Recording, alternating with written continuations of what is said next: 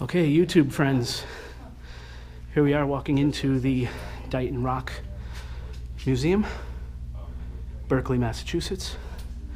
You're gonna have to refer to the podcast episode that has the interview with two curators at the museum. Curators did not feel comfortable being on video, so out of respect for them, I held off on video, but the entire interaction was recorded for the podcast.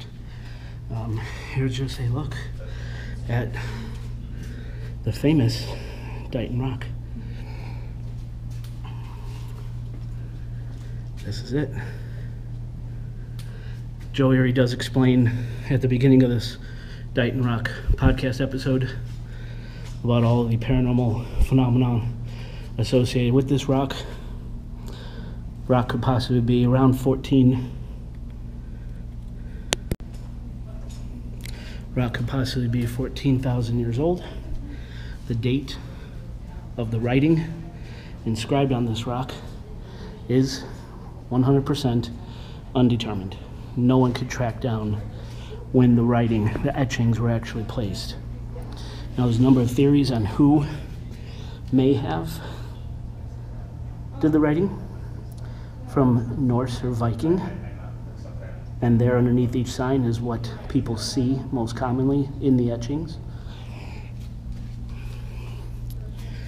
Was it the Portuguese who inscribed this rock?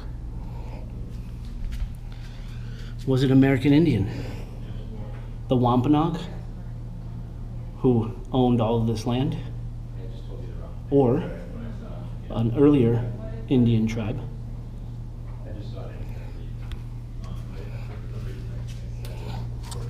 Or is it possibly Phoenician? And there too is what people commonly see inscribed in the rock. No one knows what it says. Archaeologists have tried to decipher and have been unable to this point. Some people go so far, and I'm not saying this is the case, to say that it was extraterrestrial inspired. Again, not saying that that's true, that's just a theory that's out there. Dighton Rock sat in this exact spot where it is now, in a river.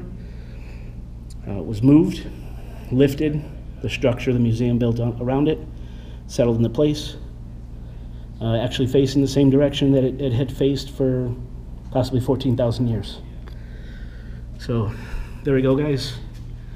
SOS-radio podcast on iTunes, Google Play Music, or sos-radio.com. You can stream the episode from there as well.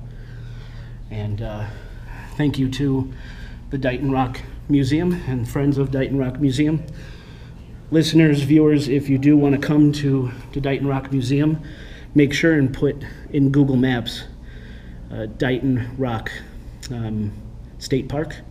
Don't just put in Dighton Rock, because it's going to take you to private property and you're not supposed to be there. I made that mistake today. So, Jason Knight for the SOS-radio podcast, signing off. Here's a much closer look.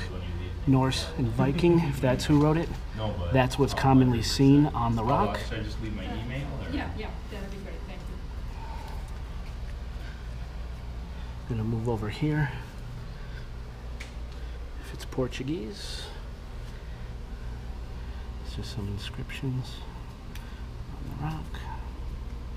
If it were in fact Portuguese in origin. And then I forgot to show this when we're in there, the Portuguese V-shaped coat of arms. Ah, Portuguese V-shaped coat of arms, if it indeed is Portuguese in origin.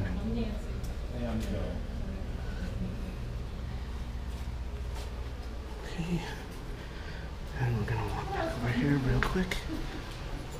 And here is some Native American, possible Wampanoag or earlier tribe inscriptions on the rock. Much better look.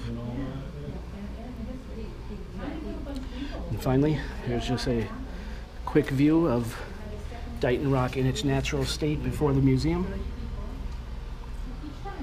Under ice. Here's the project to lift Dighton Rock out of the water. Or the fish, he's hanging out the fish. ultimately facing the same direction, just inside a museum, the Dighton Rock Museum.